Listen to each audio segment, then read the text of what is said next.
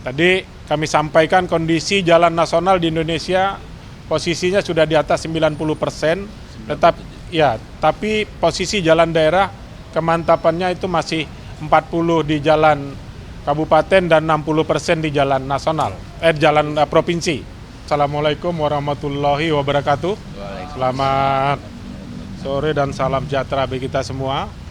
Kami pimpinan Komisi 5, saya ketua dan bapak-bapak wakil ketua di sini ya, ada Pak Robert, Pak Iwan, kemudian Pak Ridwan Bay dan Pak Huda.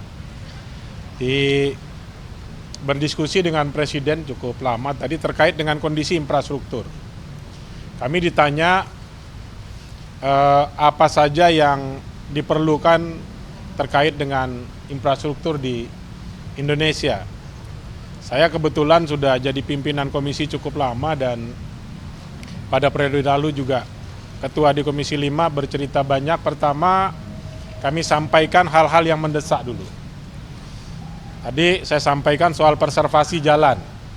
Pak Presiden langsung menanggapi dan memerintahkan untuk preservasi ini supaya dijamin kemantapan jalan nasional ini terpelihara.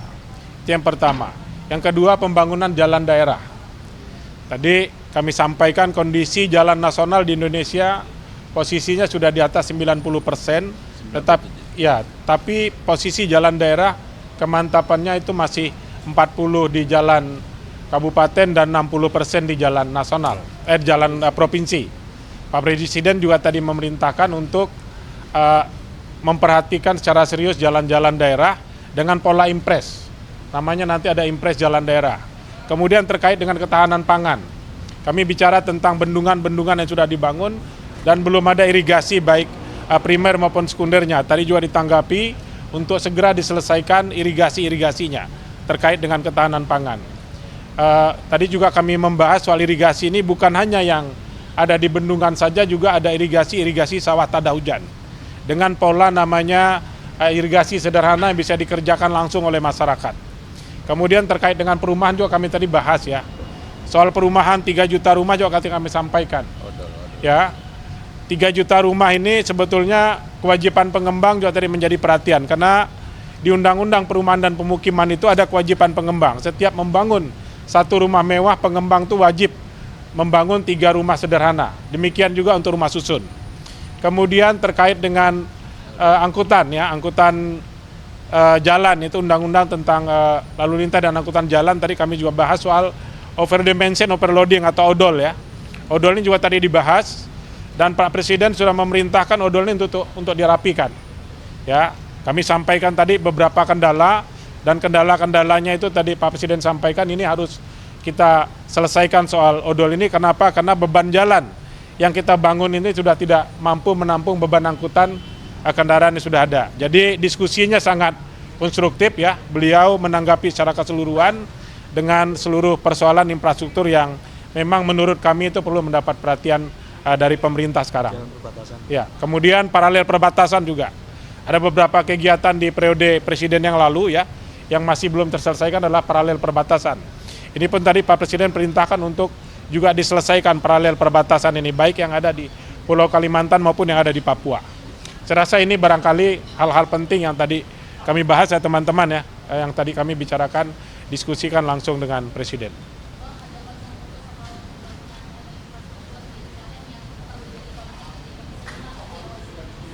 Tadi kebetulan kami tidak membahas IKN ya, karena IKN itu tidak lagi menjadi mitra kerja Komisi 5, IKN itu mitra kerjanya Komisi 2 ya.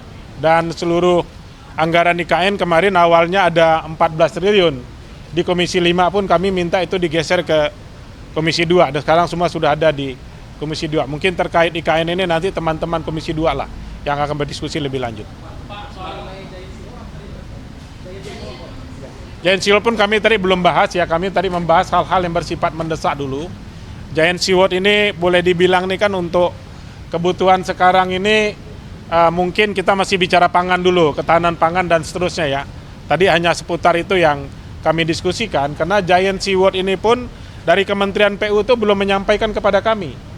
Ya, jadi saya sebagai pimpinan komisi dan teman-teman belum bisa membicarakan itu kepada publik Karena pemerintah sendiri belum menyampaikan itu secara resmi ke DPR ya, terutama ke Komisi 5. Demikian.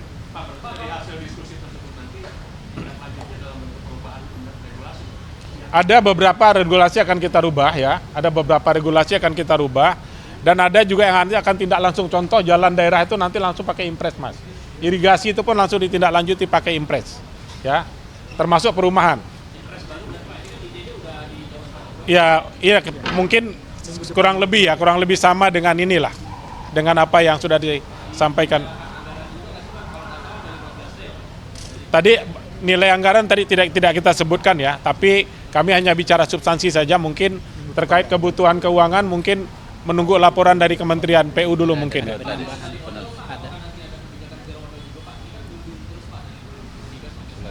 Tadi Presiden menyampaikan minggu depannya akan ditindaklanjuti semua apa yang tadi kami sampaikan, termasuk soal odol.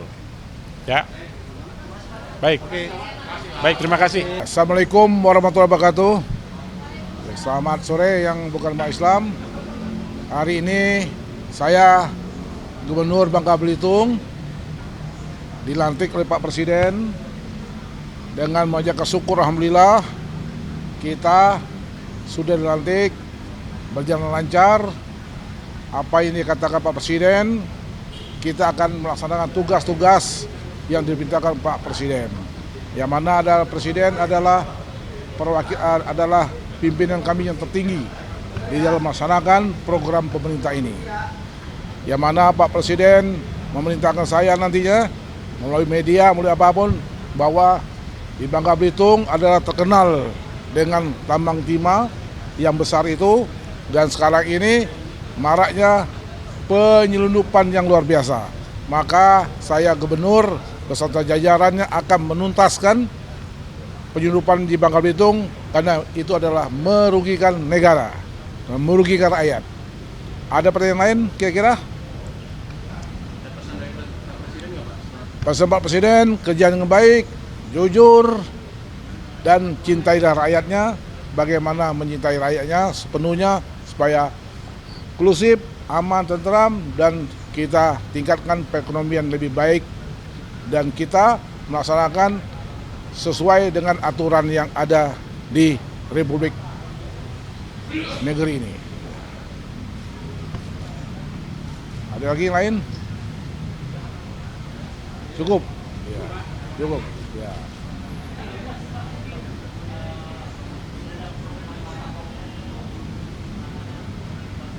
Gimana?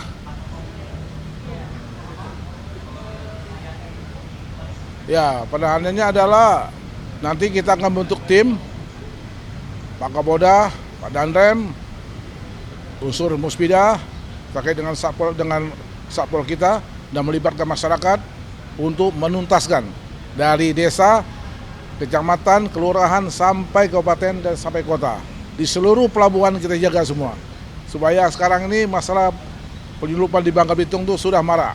Jadi betul-betul kita punya hasil karya kita yang tidak bayar pajak dan sangat merugikan negara. Dan itu tugas pokok saya sebagai gubernur. Di samping itu juga tugas pokok saya adalah melaksanakan ketahanan pangan di Bangka Belitung, yang sesuai instruksi Pak Presiden. Ya. Cukup, Mbak? Cukup. Ya. Ya.